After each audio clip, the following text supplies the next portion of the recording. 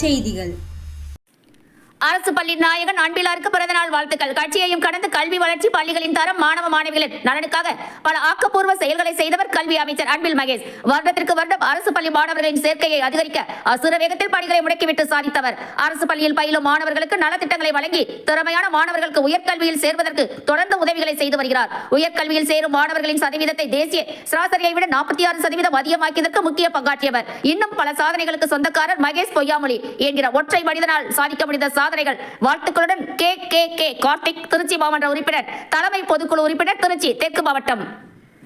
திருச்சி மைய பகுதியான பால்பண்ணை பகுதி போக்குவரத்து நெரிசல் மிகவும் அதிகமாக இருக்கக்கூடிய பகுதியாகும். வெளியூரில் இருந்து வரும் வாகனங்கள் பால்பண்ணை பாலத்தின் சர்வீஸ் ரோடு பகுதியை கடந்தேதான் என்று வருகிறது. இது மட்டுமல்லாது மார்க்கெட் செல்லும் லாரிகள், ஈச்சர் வாகனங்கள் மற்றும் போதாத குறைக்கு எம்சான் மணல் ஏற்றிக் கொண்டு செல்லும் டிப்பர் லாரிகள் இந்த பகுதியை பகல் நேரங்களிலேயே அதிகம் பயன்படுத்துவதால் வந்த வினைதான் இது. பல வருடங்களுக்கு முன்பு கனரக வாகனங்கள் இந்த முக்கிய சாலையை கடப்பதற்கு நேரங்களை வகுத்து வைத்தனர் போக்குவரத்து காவலர்கள். இரவு நேரங்களில் 8 மணிக்கு பிறகே கனரக வாகனங்கள் இந்த சாலையை கடந்து கொண்டிருந்தனர். இதை மறைத்ததன் விளைவுதான் என்று அனைத்து கனரக வாகனங்களும் பகல் நேரங்களில் படையெடுக்க ஆரம்பித்துவிட்டனர்.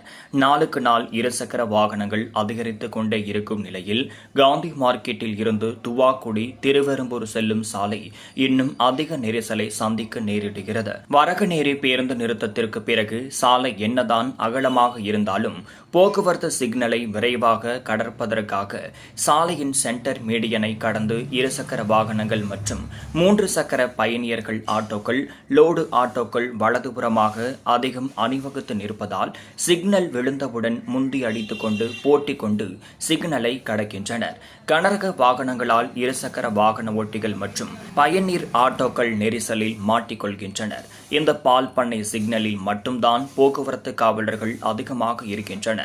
அப்படி இருந்தும் 4 புறங்களில் இருந்து வரக்கூடிய வாகனங்களையும் வாகன ஓட்டிகளையும் போக்குவரத்து போலீசார் கட்டுப்படுத்த முடியவில்லை. என்னதான் காவலர்கள் அதிகமாக இருந்தாலும் கூட வாகன ஓட்டிகளுக்கு சுய ஒழுக்கம் என்பது கண்டிப்பாக வேண்டும். சிக்னலில் முந்தி செல்ல வேண்டும் என்ற ஒற்றை நோக்குடன் பயணிக்கும் வாகன ஓட்டிகள் காவல்துறையினரை கண்டு கொள்வதே கிடையாது. இது தவிர துவாக்குடி, திருவெரும்பூர் பகுதியில் இருந்து வரக்கூடிய தனியார் பேருந்துகள் மற்றும் காந்தி மார்க்கெட் வழியாக துவாக்குடி, திருவெரும்பூர் செல்லும் தனியார் பேருந்துகள் போட்டி போட்டுக்கொண்டு வாகன ஓட்டிகளை அச்சுறுத்தும் வகையில் பேருந்தை இயக்குவதும், பேருந்து நிறுத்தத்தில் நிறுத்தாமல் பின்னால் வரும் போக்குவரத்துக்கு இடையூறாக 10 அடி வரை தள்ளி குறுக்கே பேருந்தை நிறுத்துவது என்று அடாவடியில் ஈடுபடுகின்றனர். போக்குவரத்து நெரிசலுக்கு இதுவும் மிகவும் முக்கிய காரணமாக இருக்கிறது. ஒரு சில நேரங்களில் போக்குவரத்து காவலர்களிடமே தனியார் பேருந்து ஓட்டுநர்கள் வார்த்தைகளில் அத்துமீறுவதும் இந்த சிக்னலில் அடிக்கடி நடந்து வருகிறது.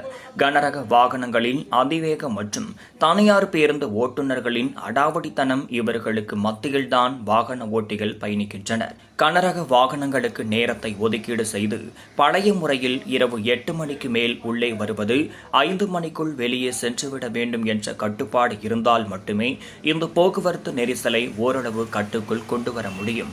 மேலும் திருவெரும்பூர் துவாக்குடி பகுதியில் இருந்து அதிக அளவில் தொழிற்சாலை வாகனங்கள் இந்த சாலையை கடந்து செல்லும் நிலையில் இருசக்கர வாகன ஓட்டிகள் SIT கல்லூரி பகுதியில் இருந்து அணிவகுத்து நிற்கின்றனர். இது மட்டுமல்லாது வாரத்தின் இறுதி நாட்கள் மற்றும் பண்டிகை காலங்களில் காட்டூர் வரை கூட போக்குவரத்து நெரிசல் இருந்தது குறிப்பிடத்தக்கது. விரைவாக செல்ல வேண்டும் என்ற எண்ணம் இருப்பதை தவிர பாதுகாப்பாக செல்ல வேண்டும் என்ற எண்ணம் தனி மனிதனுக்கு வேண்டும்.